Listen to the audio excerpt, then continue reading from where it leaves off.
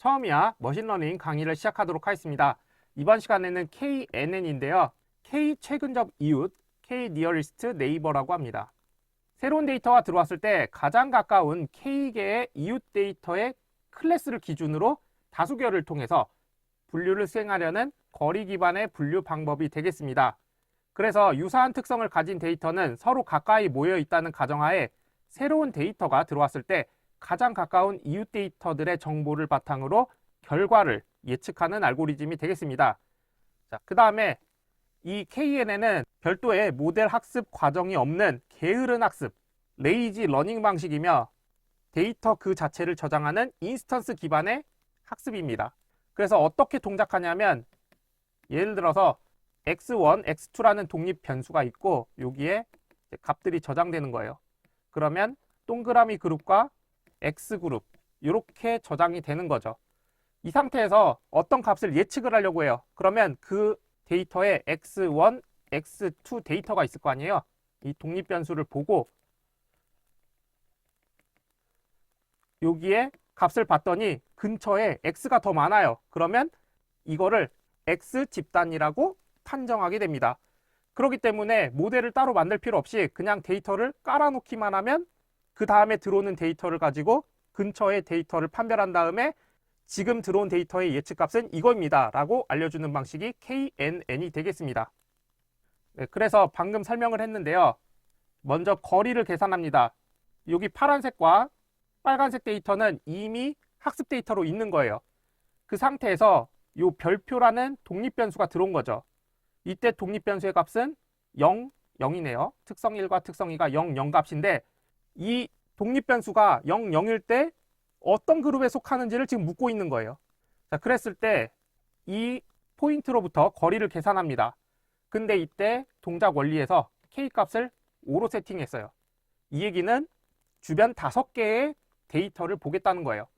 그러면 거리를 각각 계산해서 가까운 점 5개를 찾습니다.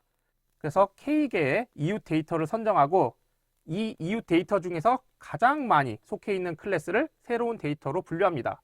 지금 봤더니 빨간색, 그러니까 세모가 3개고 동그라미가 2개니까 요거는 빨간색 집단이라는 것을 알 수 있죠. 이런 식으로 동작합니다. 그리고 KNN 같은 경우에는 거리 기반 알고리즘이기 때문에 특성의 스케일에 매우 민감합니다. 그래서 스탠다드 스케일러를 사용하여 모든 특성을 평균 0과 표준 편차 1로 정규화를 시켜줍니다. 그래서 KNN을 사용할 때는 반드시 스케일링을 수행해야 됩니다. 그리고 앞서 살펴봤던 서포트 벡터 머신 이것도 스케일링을 수행해 주는 것이 좋습니다. 자, 그러면 코딩 측면에서 살펴보면 KNN 클래스는 K-Neighbors Classifier 클래스를 통해서 KNN 알고리즘을 구현할 수가 있습니다. 이때 nNeighbor는 이웃 점의 개수예요. 여기에서 이웃 점의 개수를 홀수계로 해줘야 됩니다. 왜냐하면 근접한 데이터를 봤는데 5개의 데이터를 봤다라고 하면 뭐 1대 4 아니면 2대 3 아니면 5대 0 이런 식으로 다수결이 나올 수가 있는데 만약에 이웃점을 4로 해버리면 어떻게 돼요? A 클래스랑 B 클래스가 2대 2다 라고 하면 어느 집단으로 속해야 될지 모르게 되겠죠. 그래서 이 이웃점은 반드시 홀수 개수로 지정해 줘야 됩니다. 그 다음에 매트릭스는 유클리디안인데 이 유클리디안은 유클리드 거리고요. 그리고 여기에 맨하탄이라는 값이 들어갈 수 있어요. 맨하탄 거리가 되겠습니다. 그럼 유클리드 거리가 뭐고 맨하탄 거리가 뭐냐? 예를 들어서 두 점이 있어요. 두 점이 있을 때 유클리드 거리는 뭐냐? 요 둘 사이의 최소 거리를 얘기하는 거예요. 요 거리죠. 그러면 이거 길이 어떻게 구해요? 예를 들어서 얘가 x1, y1에 있고 그 다음에 요 점이 x2, y2에 있다고 해볼게요. 그러면 길이를 계산할 때 요거 삼각형으로 계산하죠. 그러면 요 거리는 어떻게 돼요? x2에서 x1을 뺀 거죠. x2 빼기 x1이 요 길이고 그 다음에 요거의 길이는 y2에서 y1을 빼주는 거예요.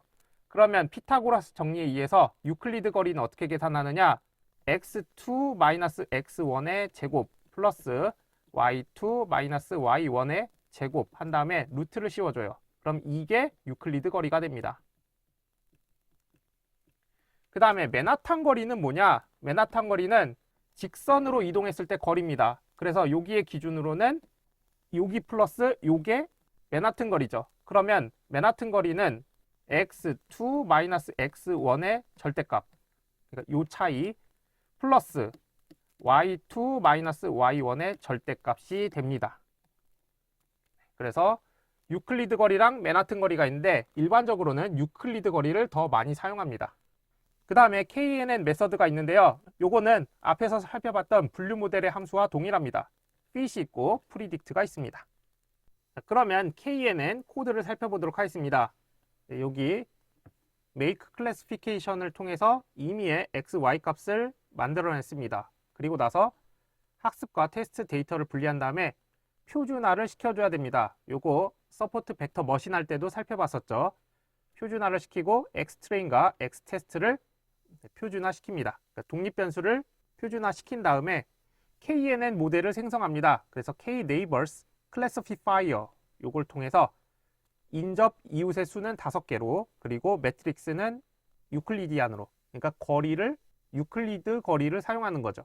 그리고 fit 학습을 시킵니다. 그래서 정확도를 봤더니 훈련 데이터일 때는 0.84, 그리고 테스트일 때는 0.86 이런 정확도를 나타내는 것을 확인할 수가 있습니다. 자, 다음으로 KNN에서 K값 선택 전략에 대해서 살펴보도록 하겠습니다. K값이 작으면 매우 복잡하고 구불구불해요. 그렇기 때문에 과적합의 위험이 발생합니다. 그리고 노이즈나 이상치에 매우 취약하죠. K값이 크면 모델의 복잡도는 단순하고 직선에 가깝고 부드럽습니다. 대신에 과소적합, 과적합, 그러니까 오버피팅, 과대적합 같은 경우에는 너무 딱 맞아서 문제인데 과소적합은 너무 안 맞아서 문제인 거예요. 그래서 전체적인 경향을 잘 반영하기 때문에 그래도 K값이 작은 것보다는 K값이 조금은 큰 게 유리합니다. 이렇게 해서 KNN까지 살펴봤습니다. 3장은 분류 모델인데 기본적으로 독립변수랑 종속변수가 있다면 독립변수에 어떤 값이 있을 때 종속변수가 어떤 집단에 속하는 거죠.